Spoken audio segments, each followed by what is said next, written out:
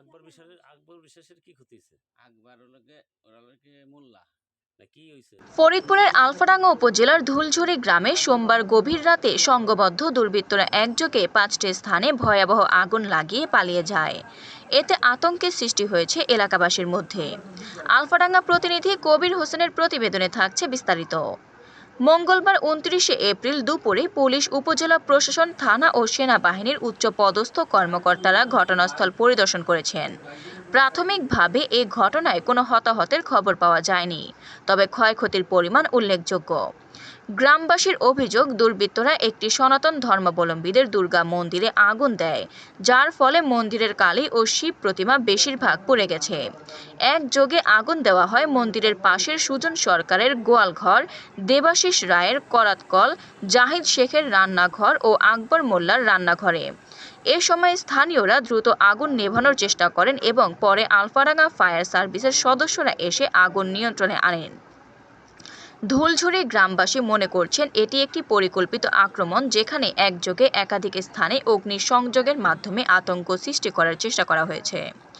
স্থানীয় দুর্গা মন্দিরের সভাপতি দুলাল চন্দ্র বিশ্বাস বলেন, রাতের আধারে কে বা কারা মন্দিরে আগুন দিয়ে প্রতিমা পুড়িয়ে দিয়েছে, আমরা তা দেখতে পেয়ে সবাইকে জানাই।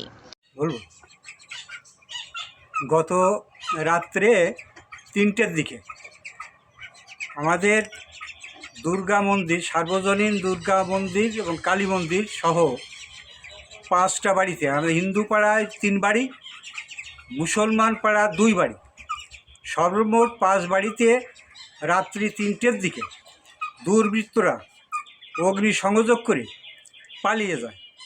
কে বা কাহারা আমরা তাহা দেখি নাই। অতএব তদন্ত সহকারে আমরা এর সুষ্ঠু বিচার চাই।